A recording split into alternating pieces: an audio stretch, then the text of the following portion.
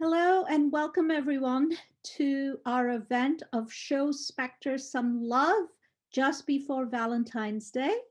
This is a wonderful event that has been made possible by the hard work put in by people at Haymarket Press, at Pluto Press, and at Spectre.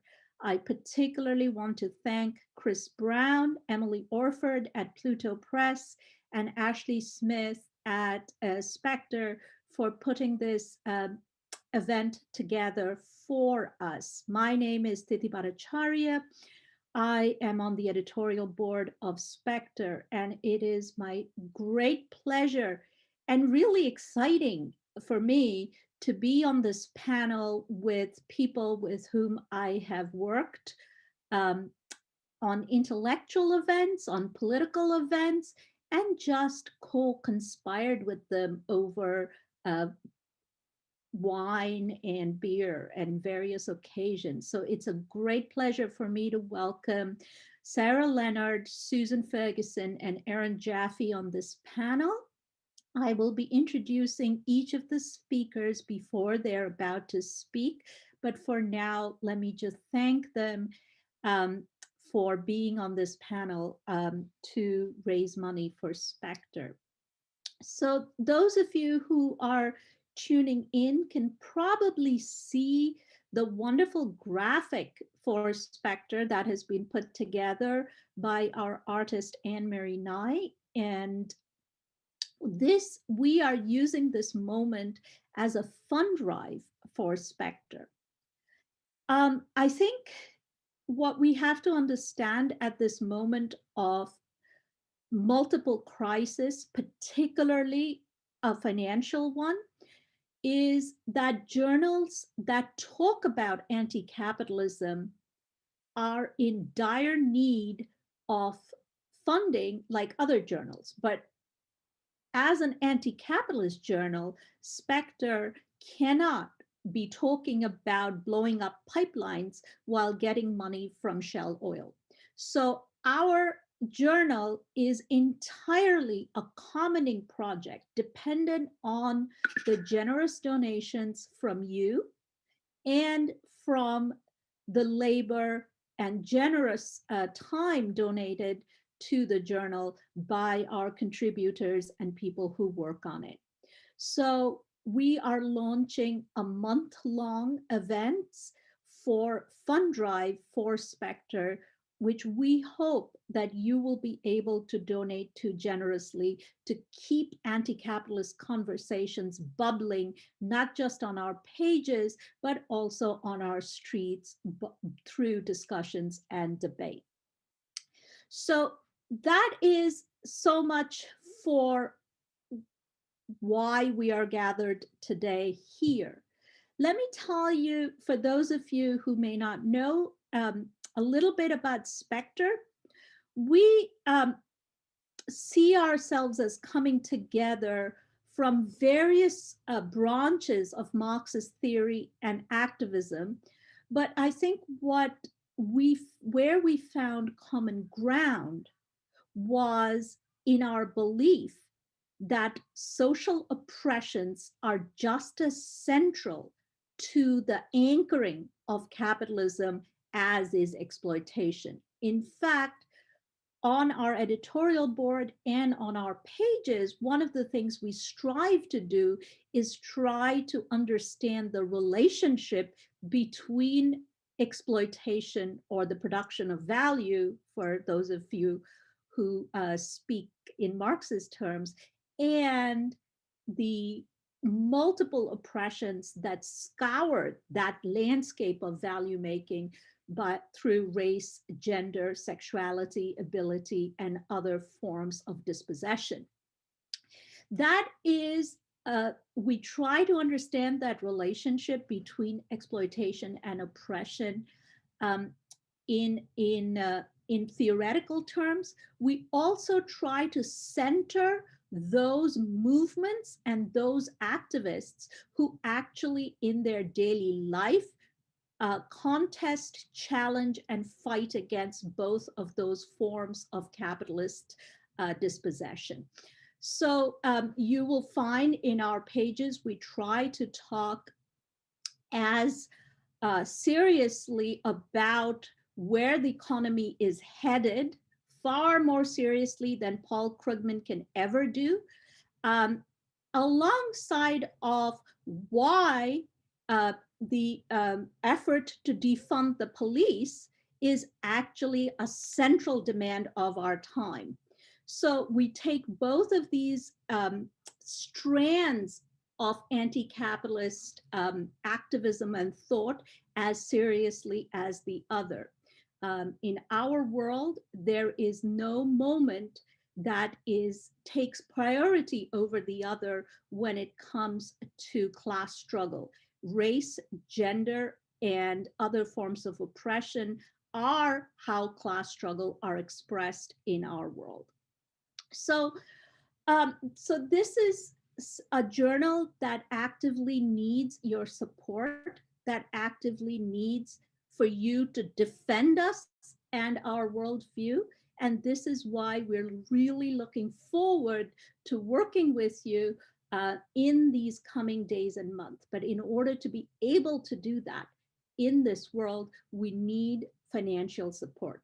We need your financial donations. So please, as we continue with this conversation, you will see a space for you to donate to Spectre. Please do so as generously as you are able. Now, it is my great pleasure to begin this conversation by talking to someone who is at the moment at the heart of launching a similar and related project of anti-capitalist conversation, but this time in a unique form of what they have once described to me as a socialist feminist glossy magazine. So the minute she said that to me, I thought, you know, I really want to recenter the original meaning of gossip, because gossip originally was women's knowledge, and it was the formation of capitalist networks of patriarchal knowledge that then made gossip a marginal form of knowledge which was secreted amongst women or was considered less serious. So when Sarah Leonard, one of the most critical feminist minds of our time, said she was going to start an anti-capitalist socialist feminist glossy magazine, I thought, I want to retrieve the meaning of gossip in its original sense of women's knowledge. So please join me in welcoming Sarah Leonard, a publisher for Lux magazine and one of its editors. Sarah is also a contributing editor to Dissent and to The Nation. So I start with Sarah. And my question for you, Sarah, is why Lux and why now? Well, thank you for that fabulous introduction. It could not be more perfect. One of our writers actually once said to me, Liza Featherstone, who has a wonderful piece in here about Alexandra Kollontai, who wrote a great deal about love and comradeship, which I think we're going to discuss, said, every time you want to talk to me about something, you say, we need to gossip. She's like, I don't know if it's always gossip, but that's always what you call it. And I was like, yeah, because it sort of communicates, both that we have important information to share and that it's a pleasure to share it. So I fully embrace and welcome the historical meaning of gossip. And so to say a few words about Lux before we launch into our conversation, I just got my copy in the mail. Of course, if you subscribe now, you can get your copy in the mail. You can still get the first issue. It's very shiny. And it has Kanga Yamada Taylor on the cover. We have a big profile of her sort of talking about what identity politics mean for socialists, which I know is something that Spectre is dealing with through a number of articles head on. And I should say all of us at Lux love to read Spectre and consider it a very important part of getting our brains moving in the right direction. And I should also say that if you get Lux, you can get with it the Quarant Zine, which is a zine that we made during quarantine because we're all obsessed with COVID, and for which Tithi wrote maybe the centerpiece article, a really beautiful piece about care and exploitation during the COVID crisis that really frames it in this powerful feminist way. And so with this magazine, a lot of us felt we had been longtime critics of sort of liberal or corporate feminism. You know, it, in a way, it's very easy at a certain point to criticize the feminism represented by Hillary Clinton, who, you know, supported welfare reforms and is, you know, supporting bombing other people. It's easy to make a criticism as to why that may not be a feminist position, and we did. Or why Sheryl Sandberg with Lean In, just encouraging women to work more, restricting her analysis, of course, to white collar women, was maybe not a helpful articulation of feminism. And we felt that we had sort of made those critiques. And once you've done that, and it seems like increasing numbers of people are open to them, it sort of behooves us to offer something better.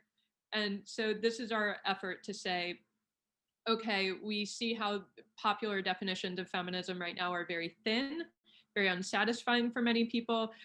Come with us. Let's do something else. And so we're well aware all the time that we're drawing from a lot of really rich traditions. We're not inventing this wheel. But a lot of those traditions have not been passed down, in part because, you know, we live in a patriarchal capitalist society. The books are out of print, you know.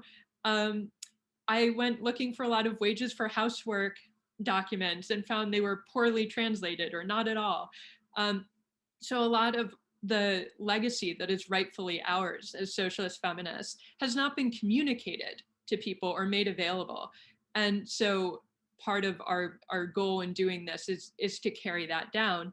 And then, you know, we have a mix of reported pieces, first person narrative, foreign reporting. We have an article about radical sex ed.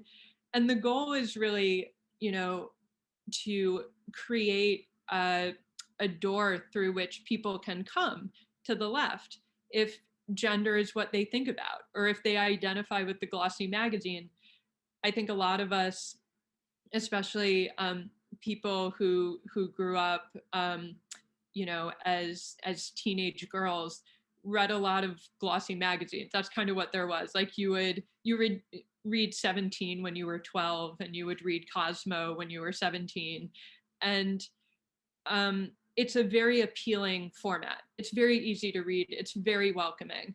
And so for us, we wanted to make something that drew on those appealing factors that make it easy to come in that door, but fill it up with socialism. So it's not about compromising the seriousness of the work in any way, but it's about representing it in a way that is open to people who may not already be of the left. And so, as you can see, there's a lot of like full page photography, illustration. It's very beautiful inside. And to us, that was important because sometimes the left can feel inaccessible to someone who is unsatisfied with the status quo, but not familiar with the terrain. And so we wanted to be a little bit of a bridge and to fully embrace the socialist origins of identity politics as being about coming from a particular perspective, being clear about what that perspective allows you to see, and thinking of every bit of identity as a bridge to somebody else, rather than as a moat. And so that's a sort of rough overview of Lux. And we're hoping that, you know, much as many of our editors come out of organizing, a lot of the pieces in the magazine will feed back into organizing. And yeah, so that's sort of the gist. That's Thanks so much, Sarah.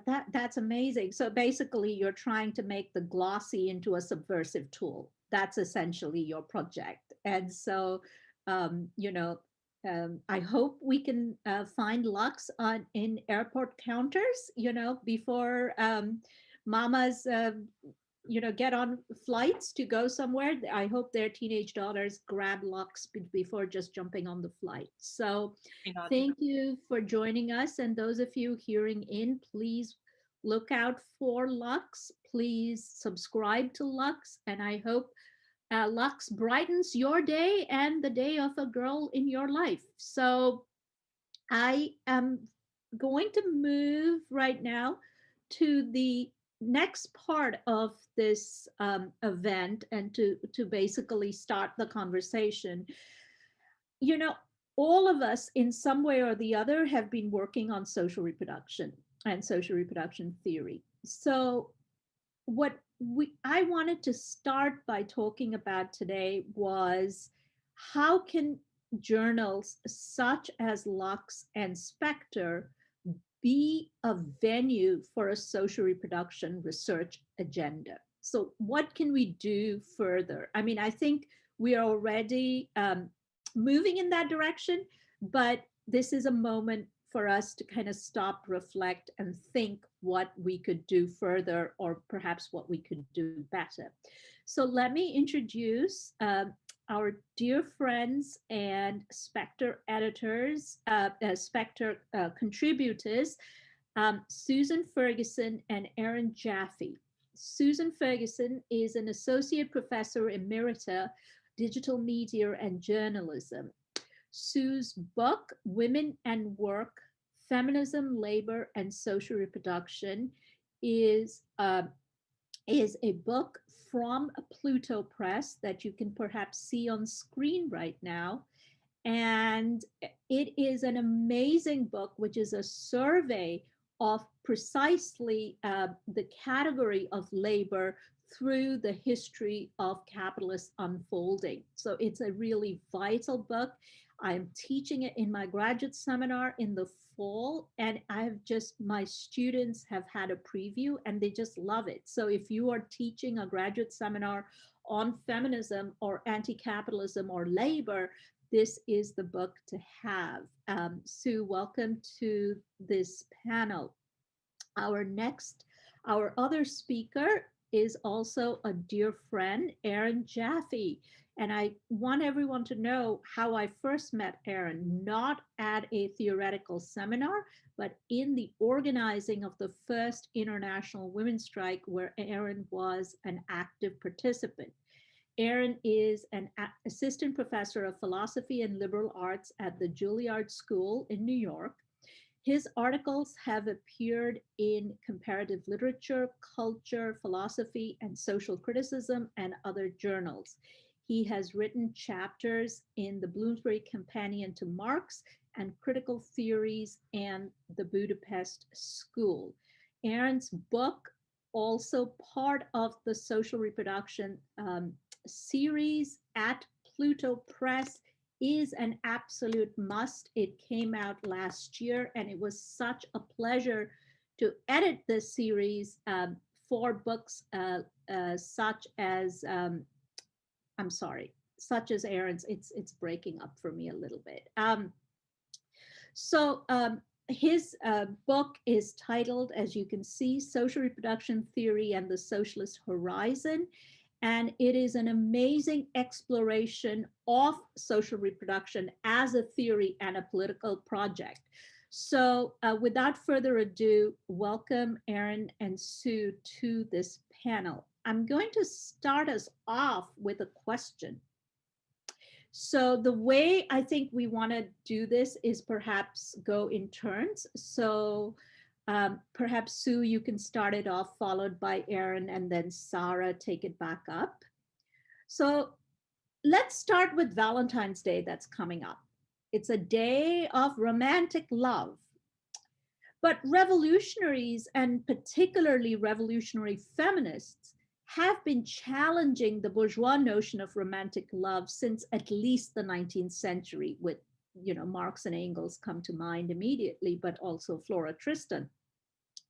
The main thrust of this challenge has been that bourgeois love confines itself to the love between a romantic couple and cuts the couple off from the social whole.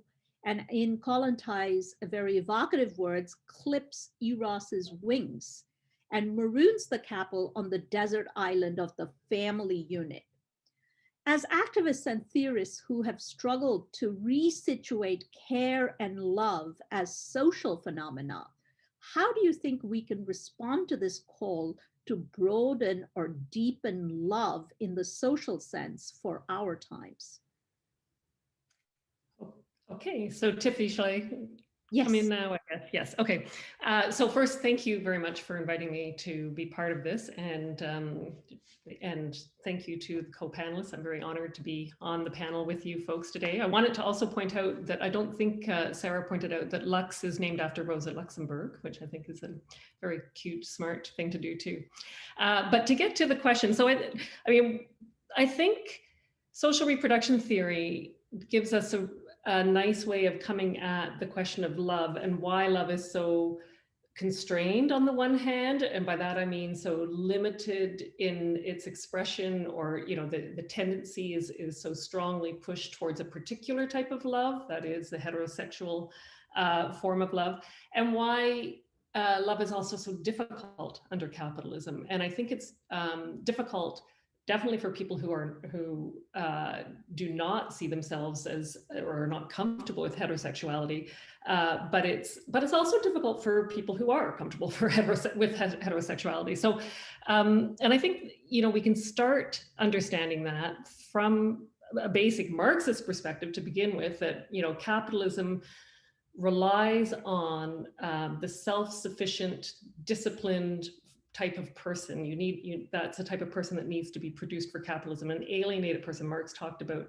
how we are alienated from ourselves, which means that we tend to curtail and limit our needs and our desires, and redirect all our energies into working for a wage, which is ultimately working to produce, in the system of profit making.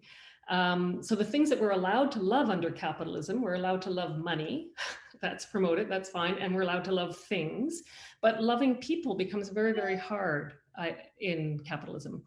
But what social reproduction theory kind of brings to that discussion, I think, is to say, well, yes, that's a type of worker that gets produced, or that capitalism needs, but that worker themselves has to be produced, and produced in a particular way. And the work of producing that worker is both physical and emotional labor. And there's wonderful work throughout, I think, the tradition on precisely how care work is a real amalgam of often physical and emotional labor. And under capitalism, of course, it's required work because the workers do need to be produced, but it's also privatized, right? And it's shunted off into, for the most part, not solely, but for the most part, into private households and family formation. That's capitalism's kind of solution to love in some ways. And through all sorts of, and it supports and leads to all sorts of cultural and legal pressures toward sort of limited sexualities and family forms. So what I'm trying to say there, I guess, is that human relations are shaped in relation to that capitalist agenda for needing available certain types of workers, but they're not formed solely in response to that agenda of profit making, that it's not simply as simple as capitalism says we need X type of worker, therefore we need a family, therefore the family will produce this type of worker. Rather, what happens is you get this sort of tug of war, I think, between in people's lives, between the need to produce that self-sufficient, disciplined worker and the drive to really truly meet human needs and human desires, which are really expansive things. And ultimately, that contradiction in people's lives spells potential trouble for capital. And I think this is something we need to pay attention to on the left, because those needs and those desires don't, that get channeled in one direction. Just because they're channeled in one direction and cut off doesn't mean that they disappear. They're actually repressed, and they come out they spill out, I guess, in other ways. And that can be extremely painful for individuals who are spilling out as queer, who are spilling, who have what are seen as kind of excess needs for access to what society, the sort of dominant social relations want out of people. But it is also, I think, potentially a basis for hope. And I'd be curious and looking forward to hearing what others have to say about that. I think it's a way, the fact that they exist, that those desires and excess of capitalist needs exist, and that are not necessarily oriented towards your heterosexual couple, single cisgendered couple, that I think that's an affirmation of how expansive human life and human desire can be, and how expansive our connections with other humans can be, and that are denied by and the fact that these are all denied by the way in which capital organizes our labor power, both our productive and our reproductive labor power, points us in the direction of what needs to be done, I think, in terms of trying to have more love, expanding and broadening and deepening love. And so I think it shows how as crucial to the left agenda, you need to support those struggles of people who are struggling to have spaces for that expansion of love. And that would be people who are in queer struggles, who are trying to develop supports for and different forms of family life, or if you want to call it that, and to look at other ways that are breaking down that kind of privatization of life making that capitalism keeps pushing us towards. So I'll stop there and have others add. Thanks, Sue. Aaron? Oh, thanks. Thank you so much for having me, Tithi. And I'm really honored to be a part of this conversation as well. Thank you for the generous introduction. So I was thinking about Valentine's Day and capitalism and how social reproduction theory might have something to say in response to it. And I wanted to go back to kind of fundamental Marxian insight that in capitalism, we relate to people through commodities. And they bear the burden of mediating, even loving social relations through value expressed in monetary form that they are exchangeable for. And I think that that's a really fine early Marx insight that can help us see that the manner of mediation, the way that we socially relate, can in turn dominate us, not just facilitate our social relations or facilitate our social mediation. So the commodity and then the monetary form through which the commodity expresses its value are dominating forces in our lives. And it's not just enough to be aware that Valentine's Day is a capitally produced, reproduced hallmark holiday that is trying to engender all of our consumerist habits. We need to see that the love that it makes possible also sets a norm and sets a really guiding norm that are themselves constraining for like literally everyone, but especially those of us who love and desire in non-normie ways. And simply being aware of the fact that it's a consumerist-driven holiday doesn't do much to challenge it. So I fully agree with the setup in the question that we've got to broaden, we've really got to deepen our capacities for love. We've got to produce ourselves as loving subjects in a different kind of way. And that just can't be voluntaristically, you can't just decide all of a sudden, I'm going to love more freely. Kalante's got a wonderful essay about why that's just not possible. In order to love more freely, you need to fundamentally change the nature of social relations and probably get rid of private property at the basis of production in order to make love truly free. Otherwise, freer forms of love are just going to be accessible to those who are already comfortable, financially, capitalistically comfortable. And that's not going to be a true form of free love. So maybe unsurprisingly, I think the root of what social reproduction theory can offer in an attempt to broaden and deepen our love is a criticism of the very basis of capitalist social relations.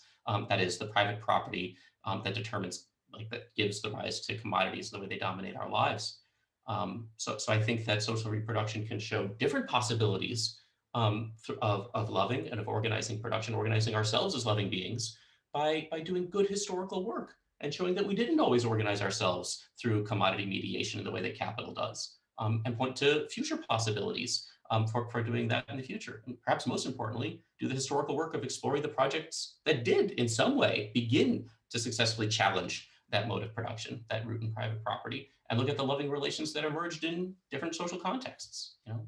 I'm aware of good arguments about why sex is better under Yugoslav forms of socialist rule than capitalist ones. So that's just one instance. I think social reproduction theory is really well situated to do that research. Thanks, Aaron. That's really helpful. So in a way, both of you are pointing towards that, not just a different definition of love, but also the more difficult project, I guess, that to approximate the love, we must challenge and reorder social relations as it stands as now. So that's more difficult, right? And Aaron, I'm very, it's a very important project that you outlined, that when you say it's not enough to be aware. So it's not enough not to buy flowers and chocolate for Sunday. You can refuse to buy flowers and chocolate for Sunday, but that does not actually take away from the fact that Sunday still is an overwhelming norm, that you are still kind of moving away from the norm, but you're not actually dismantling the norm. So that's a very, very important right. Sarah, do you want to come in a bit here about love, as Kollontai calls it, a profoundly social emotion? Yeah, it's such a hard thing about being a leftist that we can't just not buy the Valentine's Day card, and instead we have to rally a social movement to defeat capitalism. It is absolutely exhausting. But it's true. And I think it's certainly a thing that's true right now, that the less dense and comfortable a community we have, the more weight comes to rest on the couple.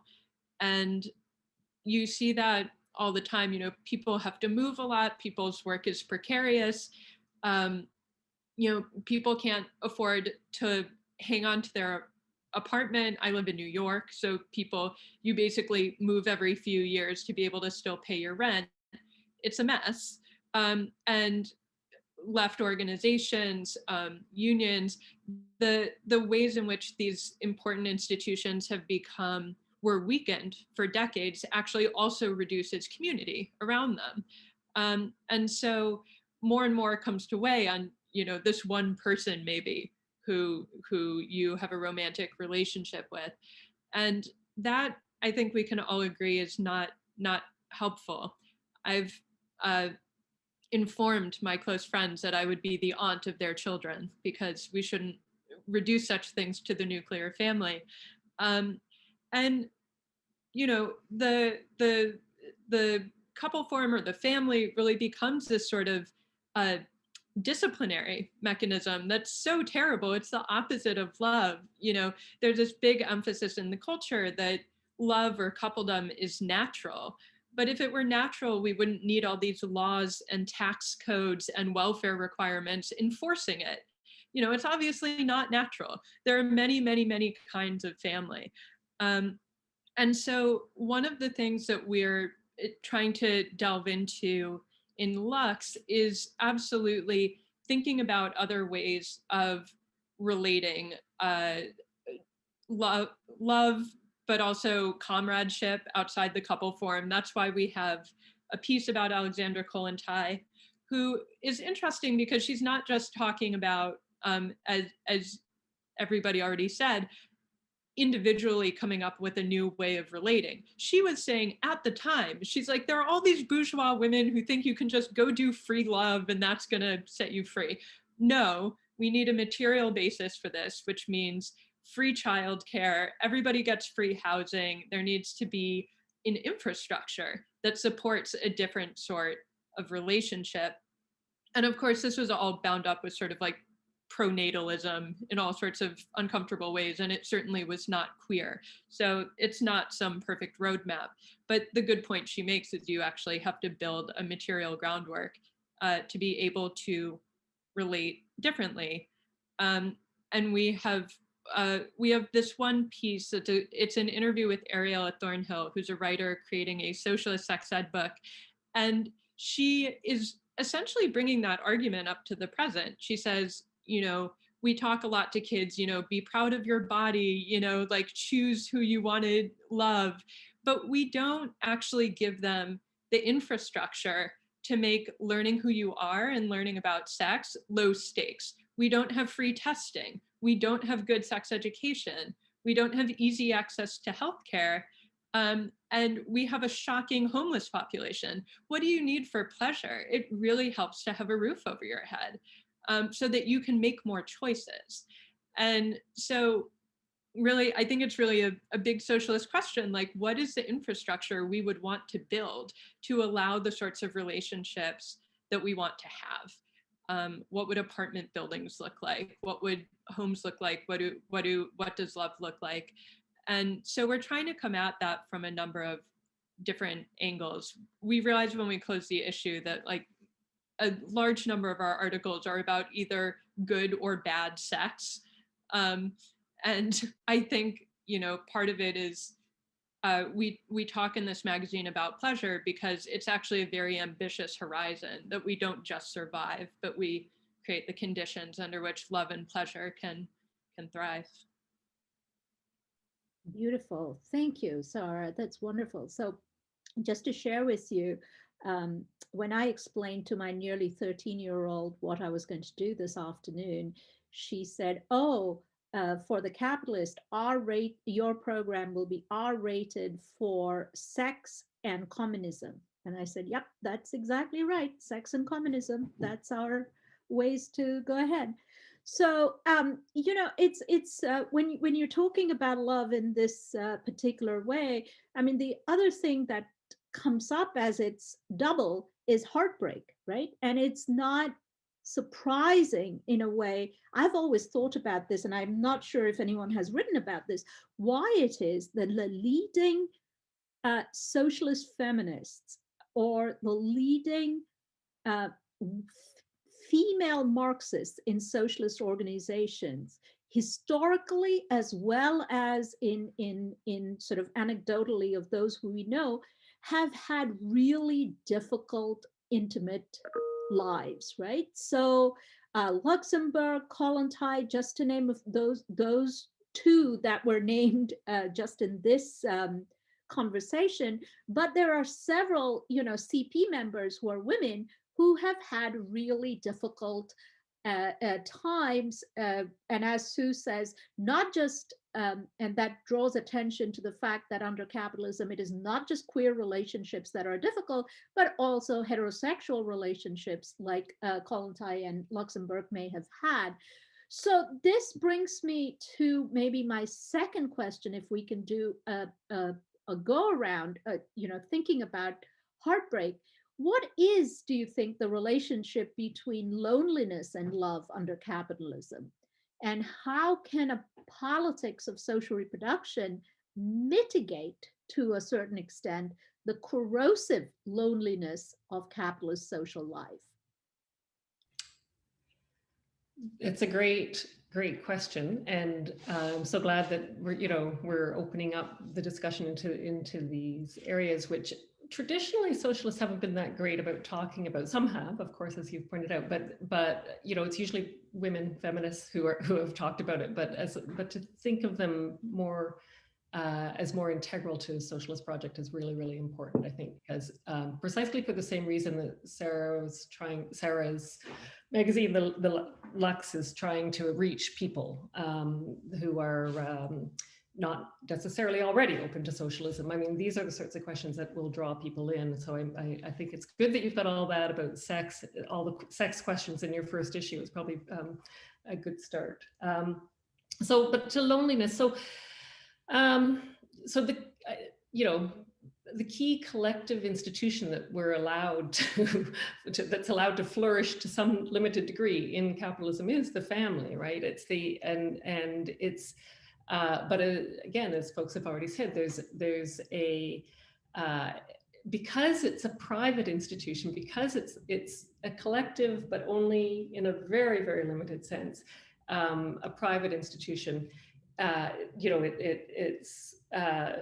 it's collective in a limited sense, but it is essentially a private institution as well, where it is shouldering all the pressures of life making that we all know too well, that, you know, any kind of the human connections that exist in there are always going to be under some sort of strain because of the conditions of living under capitalism, and there's going to be a tendency to breaking down, and because there, you know, the fact that there is a lack of other supports outside of there. So I think loneliness because of that is practically inevitable in capitalism. I think it's the state in which we are intended to live. And I think that, you know, not only, you know, there's also the case of the limited amount of collective interaction we're allowed to have, or that's promoted as in terms of actually really deep love for one another, is it comes under real stress, because there's a real premium on maintaining that family connection, so that if that's your only space where you can love, it puts a lot of stress on the people, on the lovers in that space, to be lovable always, right? And to maintain that their place in that family. And so I think, you know, one of the things that social reproduction theorists have to think, or feminists have to think through, is how do you support alternatives for people, spaces and places where there's an openness and you know, where they can create loving interactions in different ways. So I think that's certainly one thing that we should definitely be thinking about and doing. But I also think, I guess the other point I would make is that love, you know, there's romantic love, but but I think Sarah made a reference to comradeship, and the idea of love as being this somewhat more amorphous, comes in different styles and sizes and shapes, is really, really important. And I think that if you think of it on a continuum of friendship, you know, to deeply romantic love, or whatever you want to, and just sex or whatever, but this is all kind of on a continuum. And I think one of the places where you can really develop different forms of human interaction is in struggle with other people. And I think that that's one of the things that we really do need to kind of also talk about. And I think you see kind of new forms of interaction with people when people go on strike all the time.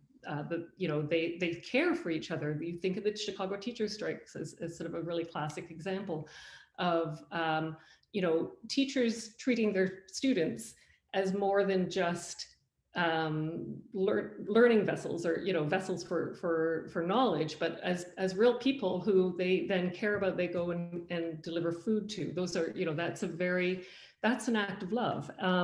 Disaster relief is also, you see it all the time. And in fact, just to mention Pluto's a third book by that's come out in our series, which is Pierre Illner's book on disasters and capitalism. What's it called? You'll correct me, but I think it's Disasters and Social Reproduction. So Pierre's book is all about, how people have organized from below in, I don't think he uses the term, but in loving ways, really, and how that social reproducing their lives from below and taking control actually produces some issues, but it also produces new ways of finding collective support, I guess, and friendship.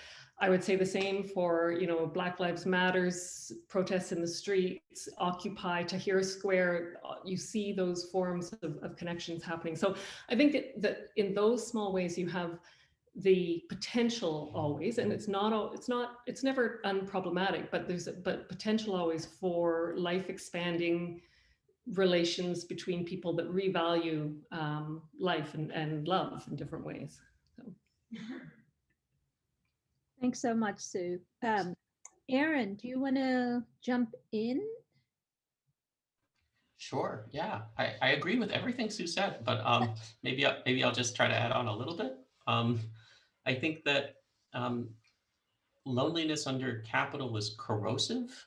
And I like the phrase that I saw it in the question earlier. I think it's a corrosive form of loneliness. It isn't just that under capital, we lack capacities for our loving to be realized, our possibilities for loving to be realized or actualized. It's, I think, more like loneliness digs really deep and shapes, maybe even contorts what love can look like. Sometimes it even sets the limits on what we can imagine as the shape of love or our capacities for it going forward. I think that really narrows our horizons. I think capital is a conservatizing force in our lives, constantly needing to reproduce social relations, reproduce our labor power so that we can go back to work again the next day, so that we can pay rent or meet our mortgage payments, so that they can pay back our student loan debts. It's not a good way of broadening our capacities for relating to each other or more robustly developing capacities for love. So I think capital indeed produces us as lonely. And then identifying with our individual labor power that we have to sell, we have to trade at best for a wage to reproduce ourselves in a competitive labor market is deeply isolating. And then looking for fulfillment of that isolation and contortion through another, which is often similarly situated, is really a recipe for disaster. I think often it's a recipe for reciprocal and at best compatible lonelinesses in couple form. And that's deeply disappointing. So that relationship setup receives a limited form of reprieve in the outlet of, again, the workplace. Like, you go to work, at least that's a form of socially relating to another that isn't deeply overburdening or disappointing. And then work is a form of relieving the kinds of corrosive loneliness produced under capital. And of course, that's ideal. That's ideal for the capitalist and for the boss. So you don't even have to love your work to find it as a mode of social interaction that provides a release from, right, the kind of overly normative or overburdened attempts at love in couple form. And I think COVID-19 is really showing how overburdened our loving relationships are when so many of us cannot leave to go to work. Having to stay home is really, really creating problems for lots of different kinds of couples and setups. Now, I think, as Sue really emphasized, the politics of social reproduction is a nice way to begin pushing back against that. The politics of social reproduction, not the theory, I'm going to drop my philosopher hat for a second, but the politics of social reproduction, really struggling for better forms of social integration, really struggling for better social relations, binds people together. And that's never lonely. That can never be a lonely process. Working together with comrades is really powerful, sometimes even loving. And I'm not embarrassed to say it, sometimes it's also charged erotically. So I think more powerful love can indeed come from the struggle that is the politics of the social reproduction. Thanks, Aaron. So speaking of sex and social movements, one of the most powerful interviews I remember was interviews of folks who had participated in the 1980s miners' strike in Britain. And they went back and interviewed those who were active in the strike. And one was, at the time of the interview, this woman was an elder. She was, in her late 60s, early 70s. And the interviewer said, well, what is the most memorable part of the strike for you? And she said, sex with my husband, because we rediscovered each other. And it was just such a wonderful moment for me to hear that, this near 70-year-old saying that. It was just fantastic. So it speaks to the point that you just raised. Sarah, I want to maybe ask you to tell us a little bit about the fact that what Sue and Aaron outlined, the burden upon the romantic couple, right? That capitalism puts, that all your love must be tailored in this little narrow horizon, and that's what love is. But in actual practice, however, even under capitalism, none of us are loved or love in those narrow horizons, right? So your childhood, for instance, or at least mine, is filled with liminal figures like the aunt, the uncle, who are not related by blood, but who gave you, the forbidden book that your parents didn't allow you to buy, who gave you, your first trip to a cinema that your parents thought you shouldn't be watching, so our lives, and my life, was very, very enriched by my grandparents, with whom I was very close. So we're not really talking about so much the absence of loving figures. We are talking about the invisibilization of those kinds of loves and the prioritization of certain kinds of love over other. So in other words, it's an even more, I would say, sort of disgusting situation where these loves do exist, but are not given the grounds to deepen and embed themselves or to enrich lives in the way that they should. So I wonder what you think about that, Sarah. Yeah, absolutely. I was also very close to my grandparents, and they made a huge impact on me. And it's certainly true that any child does better with many adults in their life, not just two. And this emphasis on the parents having some sort of very important ultimate authority over the child that cannot be challenged by anybody else is a little piece of fascism. It's not helpful. And, there's this big, heavy emphasis on the family form, because every time the state doesn't want to pay for something, well, it's the family's responsibility. If families would be more responsible, crime would go down, poverty would end. I mean, it's amazing what apparently would happen. And so it's useful to posit the sort of moral nuclear family as this important institution and source of authority. But like you say, that's not a functional model for practically anybody. I think it's among other things very, very isolating. And in terms of loneliness, I mean, the family under this particular ideology is sort of the route into sociability. So if you look at the American suburbs, it's only families. God forbid you be there and not be part of a family in a, individual house with an individual lawn. And the difference between that and thinking about New York back in the day had some quasi-socialist co-op buildings, and that was actually a space of democracy. The home was a space of democracy. People were collectively making decisions about the building. There was collective cooking going on, childcare. I think there was a building where they were required to have a youth representative. So like a kid would be like running for office. And the difference between that and the sort of extreme separation of a place like the suburbs, where everything is hidden and separate, is so extreme. And that hidden, separate, individualized model is so bad for everybody. And, I think Aaron was making this point too, that it's sort of one of the things that's corrosive about it is that under capitalism, especially lately, risk is very individualized. So everyone in the suburbs like has a mortgage and like has debt they're embarrassed about. I mean, we all have debt. Whereas in a more collective space, there's a lot of shared responsibility. And so the loneliness comes from like, you know, having this stuff you're also ashamed about or anxious about, like carrying a lot of burden, a lot of risk, a lot of anxiety, and only you can deal with it. You know, there's no help, there's no solidarity, and there's no community. And that's so brutal. You know, that's not a way that anybody should have to live. And I think loneliness practically always comes with a sense of shame, because it's a feeling of being outside of the community somehow. You must have done something wrong. And so I think there's nothing worse than shame. That shame doesn't make you want to organize. It doesn't make you want to be out in the world. It makes you feel like you have to stay separate. And I think that's just the worst thing that can happen mentally to a human being.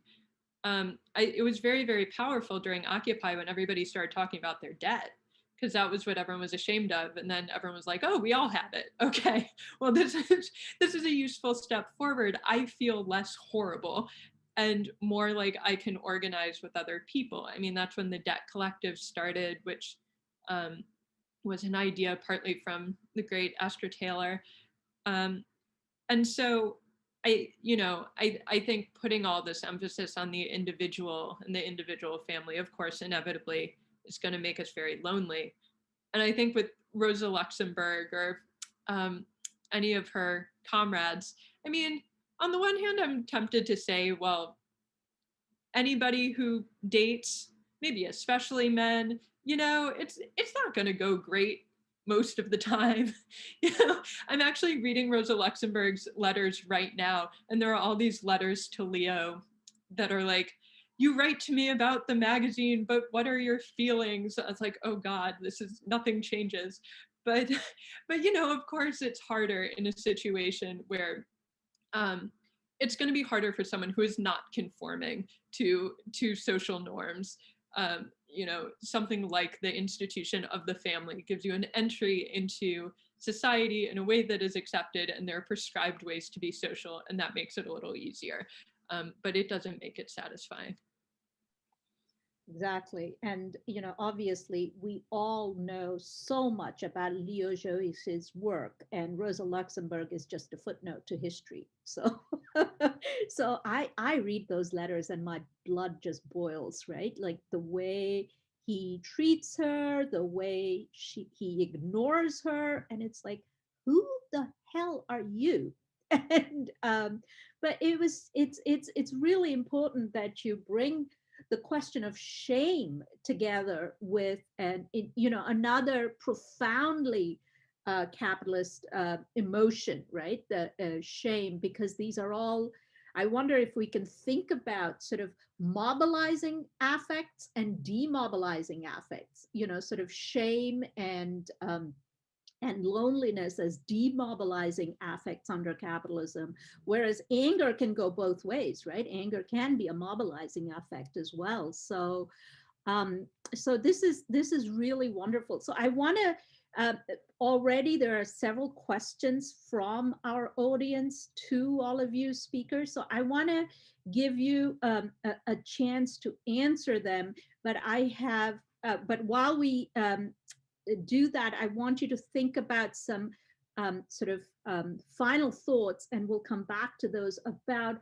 how you think Spectre as a journal can further a social reproduction agenda. So I want to leave that for the last bit, but right now I want to get to the questions because there are so many of them right now. So do you want to reverse the order of speakers and how we go forward? So Sarah gets a pass at them first, and then ending with Sue, but also feel free to say pass on some of these questions, because there's 3 of you, so we can share it as a collective task of trying to answer them. Okay, so here's the first one. it is impossible to think about Valentine's Day this year without thinking about the pandemic and global recession, which many have called a she-session. How have these catastrophes impacted class, gender, and sexuality from a social reproduction perspective?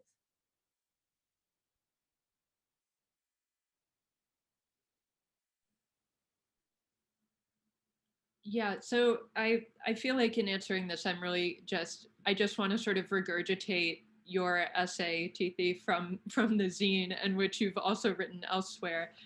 I'm going to do an inferior version of it, but I do think, you know, actually in Tithi's phrasing, what the recession and the handling of COVID has shown is that capitalism is happy to extract. It's a project of death against a project of life, which is care work and the reproduction of society.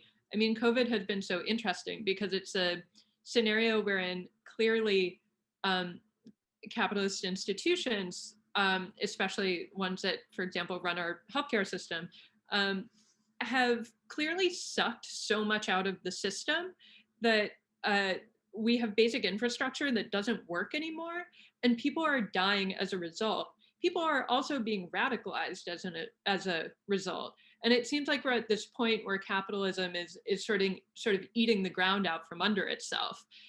One of the important things to remember is that the people who have been telling us for years that we needed, for example, safe staffing ratios in hospitals are nurses, mostly women, and that they have been incredible organizers, including for Medicare for All, but also at individual hospitals, telling us for years and years and years, we don't have the resources we need to take care of people, to keep people alive.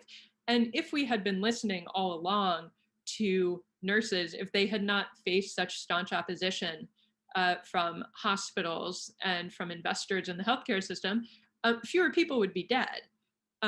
You know, this is really a case where it's not only a question of fighting alienation by giving people more control over their work, but it's a matter of life or death. I mean, the people who deeply understand this work, had they been in charge of it, more lives would have been saved.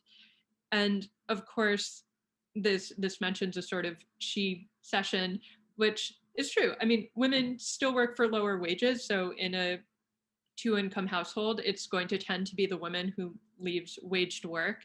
And childcare in this country is totally dysfunctional and wildly expensive. And so someone has to stay home and take care of the kids. And it's just a perfect disaster in terms of women's wages, employment, and also of the incredible pressure on care work. And I think some people thought that maybe now that so many people had to work from home, you know, typically white collar workers, that among those workers, some of the men would take over half the care work finally. And that did not happen. That they have now measured that. It did not happen. So we're still in a case where all of the unpaid labor of reproducing society is landing with women, and it just got 1,000 times harder. Thanks, Zara. Aaron?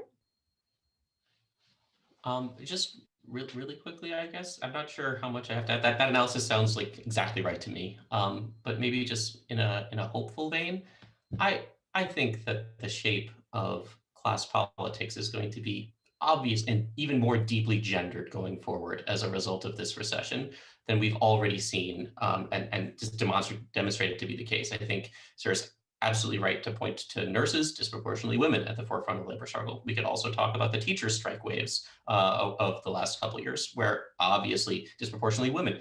And with a recession that has hit women so much harder than men, we're going to see a radicalization around gendered forms of labor, and then I think in women in general. And I think that those of us who pretend to Marxism through just a gender blind analysis of the proletariat are in for a really rude awakening, right? The class struggle is and will be even more gendered going forward, directly as a result of the social processes that the questioner has identified. Thanks, Erin. Yeah, I can't add a whole lot more to that. I totally agree. And I guess, you know, one of the things that it did, that the COVID has proven to us is just how differentiated classes are by racialized people, by gender, by sexualities. And one of the big things that really stood out for me too is the ways in which the stay-at-home orders were so completely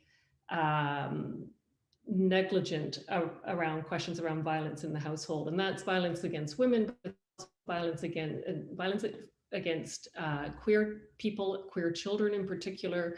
You think about the closing of schools and what, you know, which could be a place in which queer kids, in fact, is a place where queer kids can sometimes, even though school can be terrifying for them too, but it's also sometimes has resources for them. They lose those. I mean, it's just, so I think it really has shown how very differentiated the working class is, and how I hope you're right, Erin, that it's a moment for hope that it will create some fighting spirit too. Thanks, Sue. So the next question, I'm going to let Sue get first pass at, because I'm not sure who asked this question, but I want them to know that Sue's book essentially deals with this topic. So I really encourage you to also look at Sue's book. So the question is, I am curious when the nuclear family became so important historically. So the first thing to say is that it's been important historically, primarily in Anglo-Euro world, first and foremost, I mean, the early bourgeois nuclear families were sort of starting to form quite a while ago, but I think the key question is, when did the working class become, you know, more organized through the nuclear family? And I think that has to go back to the 19th century protective labor legislation that gets introduced in Britain, where capitalism was the most developed, and then subsequently elsewhere. It was pushing women out of the workforce, came along with a slight rise in men's wages, so that there was some ability to afford that. So I think mid 19th century is where that starts in England, and it kind of develops and consolidates.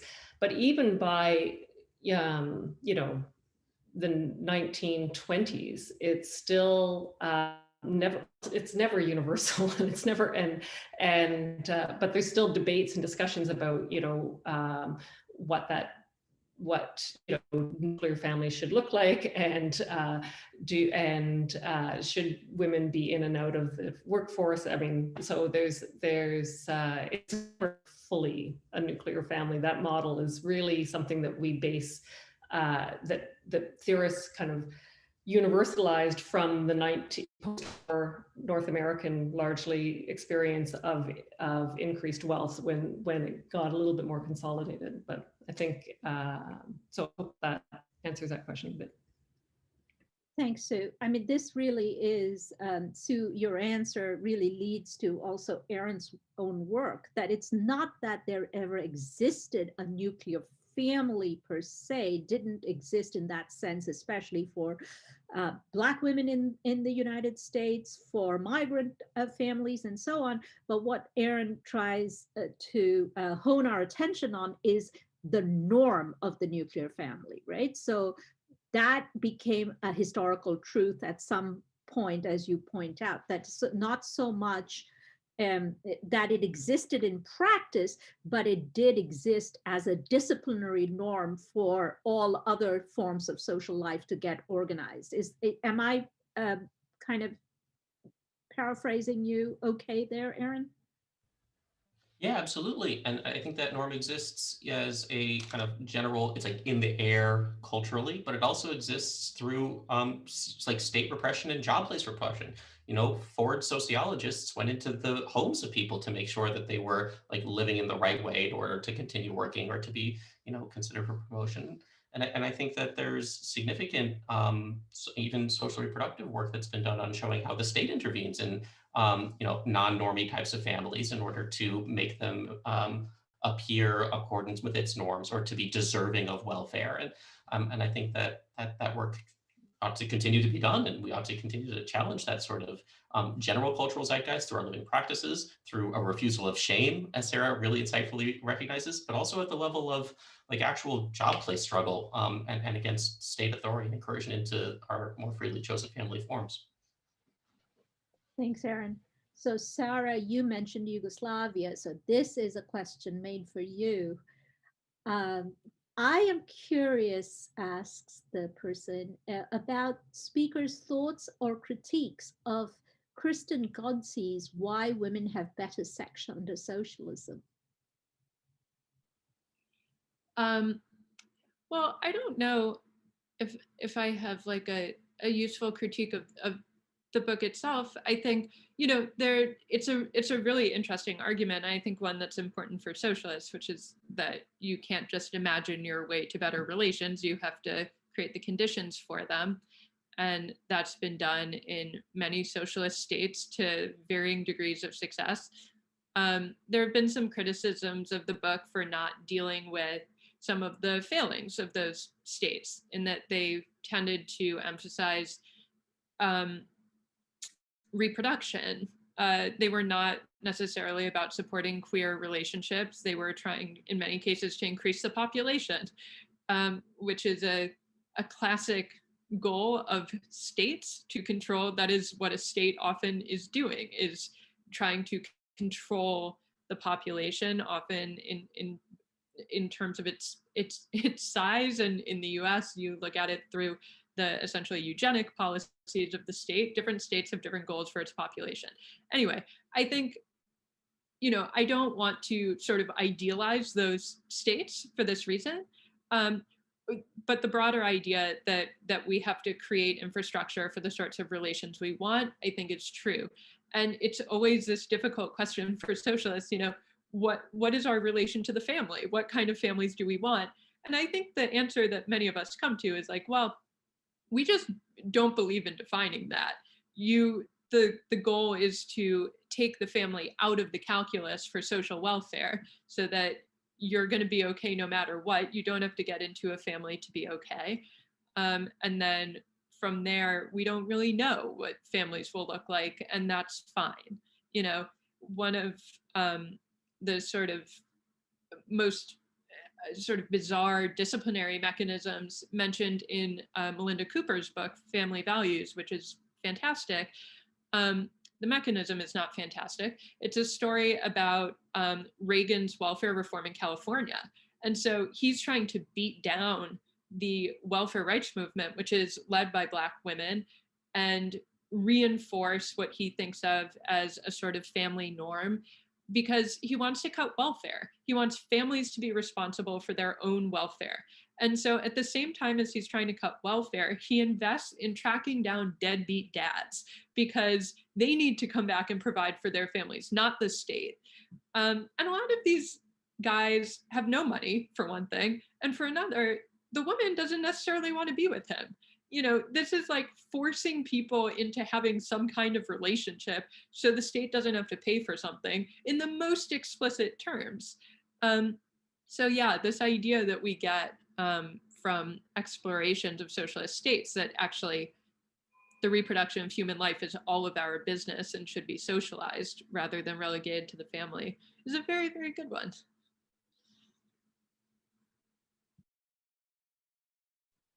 So I have another question that I think many of you touched upon, but I'll ask it anyway, is one of the amazing things about the global wave of uprisings, they write, from BLM in the US to the second wave of the Arab Spring to the uprisings in Hong Kong and Thailand, and of course to the wave of feminist strikes, has been the leading role women have played. Why is that the case?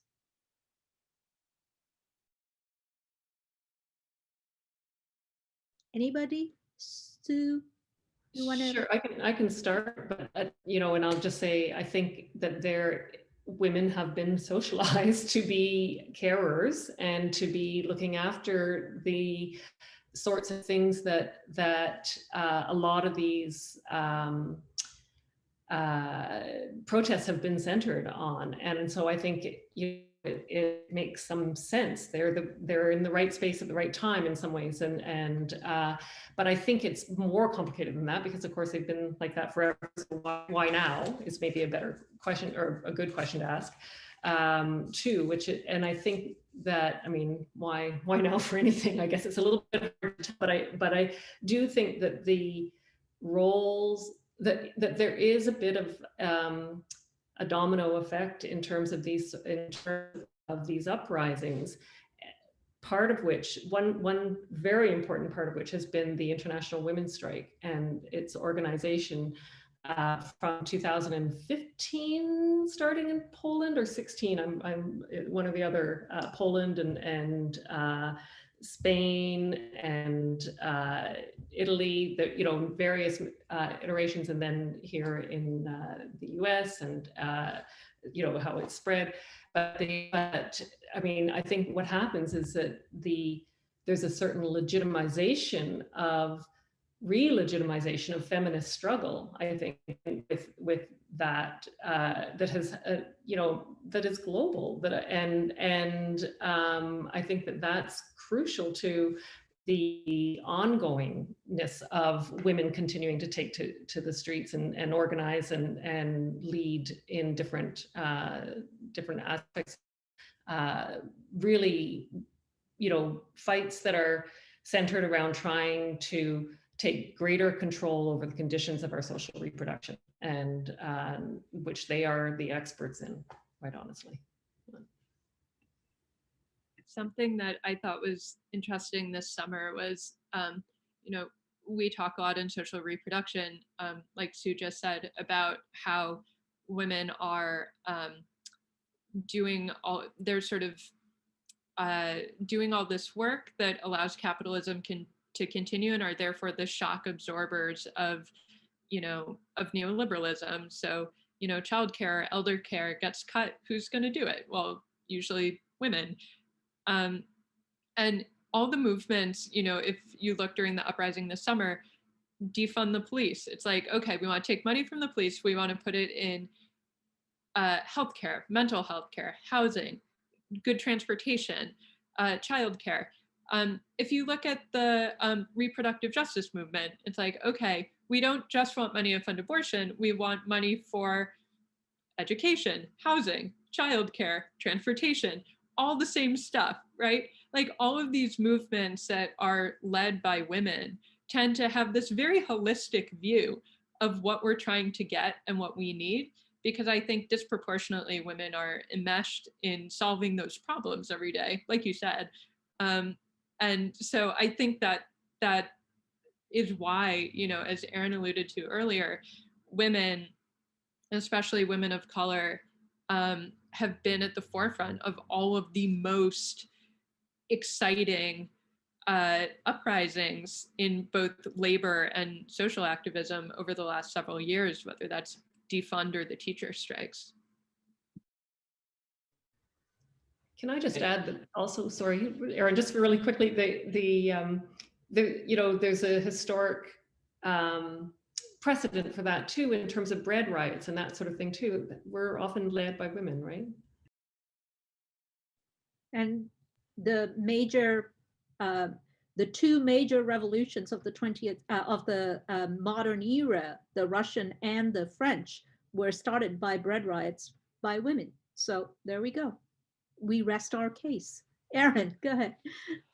I'd only add that, like, in addition to, like, I think Sue and Sarah really nicely spelled out, like, women are like disproportionately charged with dealing with the harder consequences of rising costs or declining wages or increasing state repression or declining state support or all of that. But in addition, women are disproportionately charged with the responsibility to provide social support and integration for family members, disproportionately charged with socializing within families, but also between families, as women have broader social connections in general than a lot of men. And so women, I just think, are just way more, not naturally, but socially and historically produced, way more naturally fit to be excellent political organizers. Like just because of the ways that their labor is produced and expected to be done continuously, women are just in the positions to be like to do the work of building movements and being at the forefront of them. So I think there's good political economic reasons for why around the world we see women really at the forefront of so many rising movements. So essentially, you're saying, Aaron, that because we are always the ones who think about and are tasked with writing the Christmas cards in order to keep up the family networks, that's the same kind of skill that you need to keep up connections between various community insurrections. Fantastic. Okay, I'm never going to complain about writing Christmas cards again. Okay, thank you. This has been such a marvelous, marvelous chat with all of you. And we're getting to the end of our time. So I want to sort of direct everyone's listening in attention to the sort of donation page for Spectre. And I want to end by, I guess, giving all three of you a moment to think about or talk about how, as a journal, Spectre can relate to Lux, but also how, as a journal, Spectre can advance this project of thinking about social reproduction in this really, really expansive and communitarian ways that you have outlined. What can our journal do to kind of push that agenda?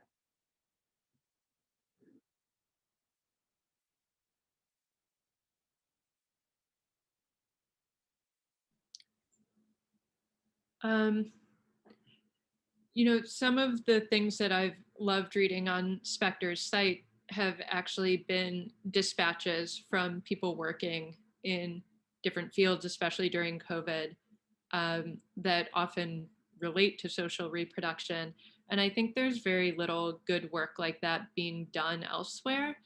The New Left Review decades ago used to have this series of worker diaries from different fields, both blue and white collar, that were quite remarkable and really gave you the flavor for many, many different types of work and the very specific forms of tedium or physical feeling produced in different sorts of labor that I actually thought was sort of remarkable. And I've loved reading this stuff on Spectre.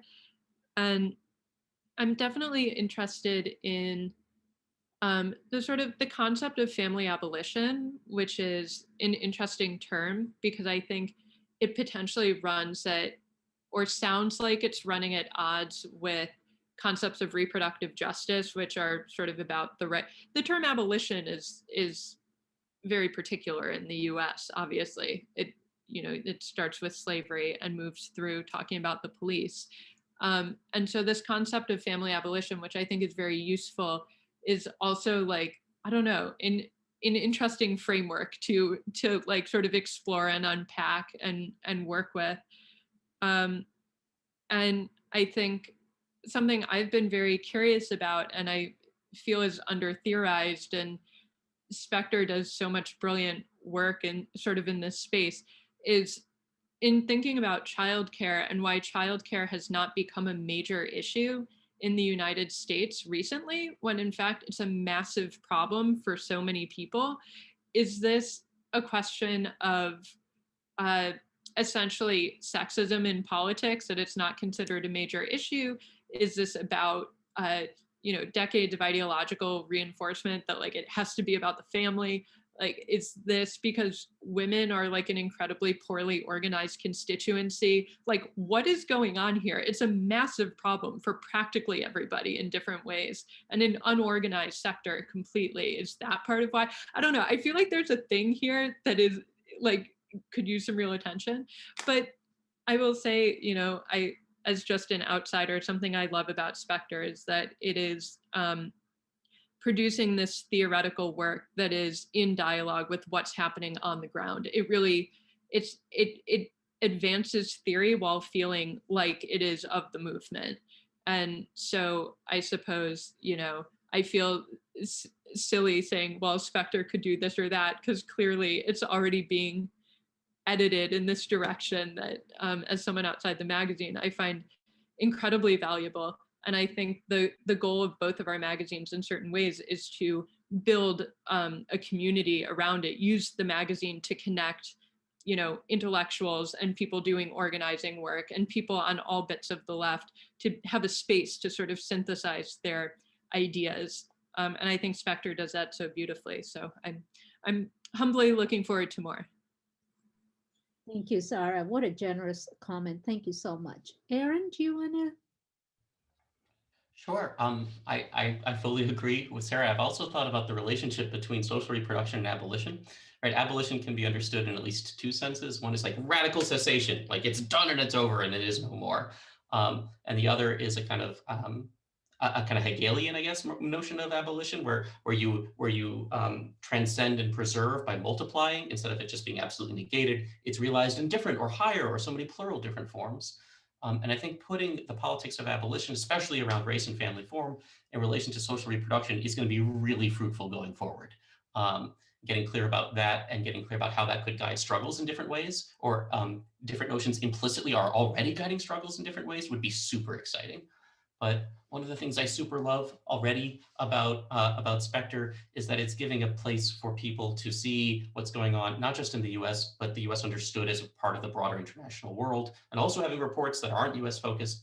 It's giving an international perspective to struggle and helping people politicize in a way that feels more radical, more hopeful, and less beholden to I guess I'll just say the existing ecosystem of left journals.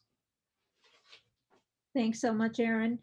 You can read a review of Aaron's book in Spectre in the second issue, and we hope that to continue these conversations. That's a really, really useful pointer, Aaron, about talking through abolition, the category of abolition for future Spectre pieces. Sue. Yeah, thanks. I don't know that I have a whole lot to add to this because I totally agree. I was going to start by saying what a great job Spectre already does do. And just for folks who may not know, in the first two issues of the journal, there are book reviews of my book, of Aaron's book, of Sophie Lewis's book, Full Surrogacy Now. There's a nice piece on social reproduction, its relationship to immigration by Ashley Borer. So there's a lot there. And then on the website, as has been, you know, there's lots of coverage about the COVID and social reproduction. There's some really interesting stuff. And this is the one thing that I think has got to be an ongoing challenge for us is I'm thinking things along the lines of what Kate Dole-Griffiths has done on thinking through the relationship between movement building and trade unionism or the union movement, the labor movement more generally. So I think that's very important strategically for socialists working on the ground, and to do that from a social reproductive perspective. I think there's so many areas that you could explore.